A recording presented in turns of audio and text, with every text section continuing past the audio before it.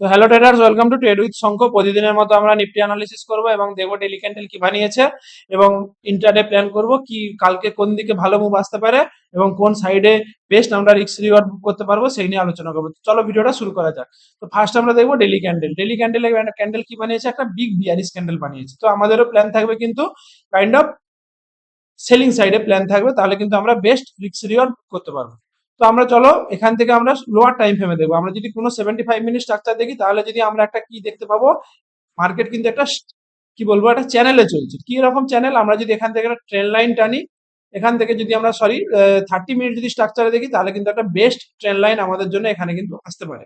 আমরা যদি এখান থেকে একটা ট্রেন লাইন টানি, এই যে one touch, second touch, third touch, fourth touch এবং কন্টিনিউয়াসলি কিন্তু মার্কেট এই ট্রেন লাইনটাকে কিন্তু রেসপেক্ট করে গেছে, ঠিক আছে।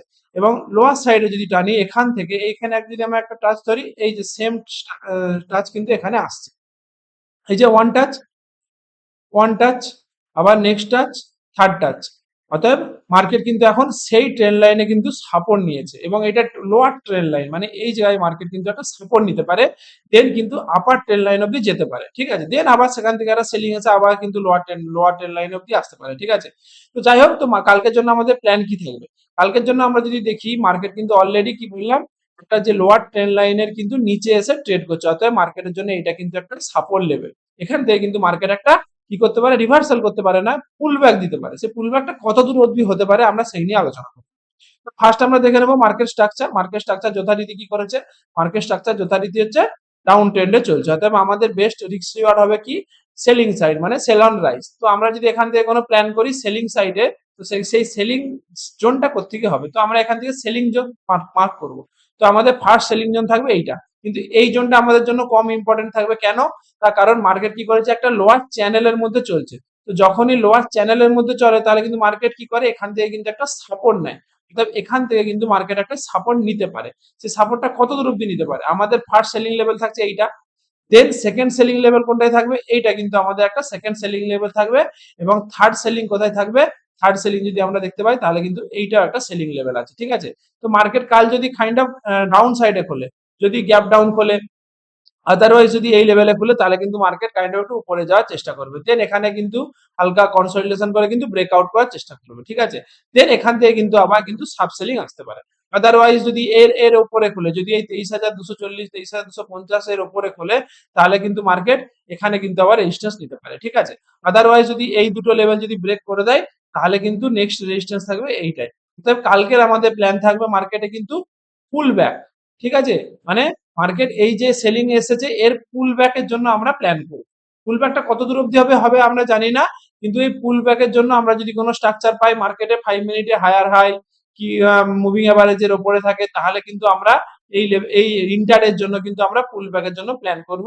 আদারওয়াইজ সেলিং এর জন্য আমাদের প্ল্যান কিন্তু অ্যাভয়েড করাই ভালো। তার কারণ কি, মার্কেট কিন্তু এই যে ট্রেন লোয়ার যে চ্যানেলটা চলছে এই চ্যানেলের কিন্তু নিচে ট্রেড করছে। অর্থাৎ এটা কিন্তু মার্কেটের জন্য সাপোর্ট জোন। এখান থেকে কিন্তু যতবার মার্কেট নিচে এখানে এসেছে, আমরা যদি এখানে যদি দেখি ব্যাকে, এই যে এখান থেকে যদি আমরা দেখি কাইন্ড অফ এই এখান থেকে যদি আমরা দেখি ট্রেন লাইনটায়, অর্থাৎ মার্কেট এখানে এসেছিল বুম করেছিল, আবার এখানে এসেছিল বুম করেছিল। অর্থাৎ এখানে যতবার এসেছে মার্কেট কিন্তু একটা বুম করেছে, ঠিক আছে।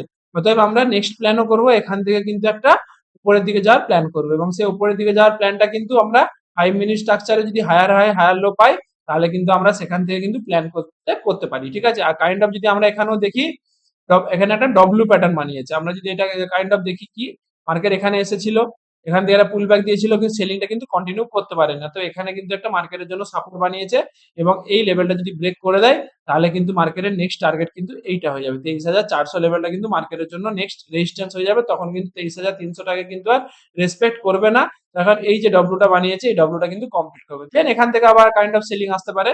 তো আমাদের জন্য কাল প্ল্যান থাকবে বেস্ট হচ্ছে কি, এখান থেকে বাইং অপরচুনিটি যদি আমরা পাই তাহলে কিন্তু আমাদের জন্য বেস্ট হতে পারে। আদারওয়াইজ যদি আমরা বলি সেলিংই করবো, ট্রেন্ডের সাথে যাব, তাহলে কিন্তু আমরা অপেক্ষা করব এই জোন থেকে যদি আমরা ট্রেড পাই তাহলে কিন্তু আমাদের বেস্ট সেলিং হতে পারে। আশা করছি কালকে এত বড় মুভ দেওয়ার পর দেন এখান থেকে মুভ দিতে একটু অসুবিধা হতে পারে কি, আমরা তাহলে কালকের জন্য যদি অ্যাভয়েডও করতে পারি, কিংবা যদি আমরা বলি যে এখান থেকে যদি আমরা উপর এই মুভমেন্টটার জন্য আমরা প্ল্যান করলেও করতে পারি, ঠিক আছে। তো ভিডিওটা ভালো লাগলে একটা লাইক করে দিও, চ্যানেলটা সাবস্ক্রাইব করে দিও। আমরা এর সাথে যদি ডাটা ম্যাচ করি তাহলে কিন্তু আমরা ডবল কনফার্মেশন পাবো। তো আমরা ডাটা দেখে নেবো, ডাটা কি বলছে। তো আমরা গত শুক্রবারে যদি ডাটা দেখি, তাহলে কিন্তু এখানে কি দেখাচ্ছে, ক্লায়েন্ট তাদের পজিশন কিন্তু লং করেছে, ডিআইও তাদের পজিশন প্রায় 4% লং পজিশনে নিয়ে গেছে। তো মার্কেট কি করেছে, কাল আগের শুক্রবার কি করেছে, মার্কেট প্রায় 2% মানে প্রায় 500 পয়েন্ট ফল করেছে, ডিআই কিন্তু তাদের পজিশন লং পজিশনে নিয়ে গেছে, ঠিক আছে। এবং এফআইও কি করেছে, তাদের পজিশন একদম লোয়ার লেভেলে চলে গেছে, মানে 9 এ চলে গেছে, অর্থাৎ এফআই এর কাছে সেলিং করার মতো সেরকম পজিশন নেই। আর এটা কি দেখবো, প্রো কিন্তু তাদের পজিশন প্রায় 2% এর মতো লং নিয়ে গেছে, ঠিক আছে।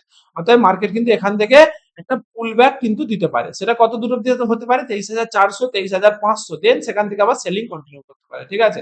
অর্থাৎ কালকের আমাদের জন্য বেস্ট প্ল্যান হবে কি, প্রাইস অ্যাকশনও আমরা দেখলাম পজিটিভ, মানে লং এর জন্য প্রাইস অ্যাকশনও দেখলাম পজিটিভ, আটাও দেখলাম পজিটিভ, ঠিক আছে। আর একটা জিনিস দেখবো, ওয়াই ওয়াই যদি আমরা দেখি, কি দেখবো, ওয়াই কি বলছে, 0.58, মানে কি, এটা একটা রিভার্সাল পিসিআর। যদি 0.7 0.8 থাকতো তাহলে বলতাম যে এখান থেকে মার্কেট আরো নিচে নামবে, কেন, তার কারণ সেটা বিয়ারিশ সেন্টিমেন্ট আছে। 0.5 মানে কি, সেটা কিন্তু ওভারসোল্ড জোনে আছে। তো মার্কেট কিন্তু এখান থেকে যদি মার্কেটকে ব্যালেন্স করতে হয়, তাহলে কিন্তু মার্কেটকে একটু উপরে যেতে হবে, তবেই আবার সেলিংটা কন্টিনিউ করবে, ঠিক আছে। তো যাই হোক, কালকের জন্য আমরা যদি এই তিনটে যদি কন্ডিশন দেখলাম, তাহলে কিন্তু মার্কেট কিন্তু কালকে কাইন্ড অফ উপরে যাওয়ার চেষ্টা করবে।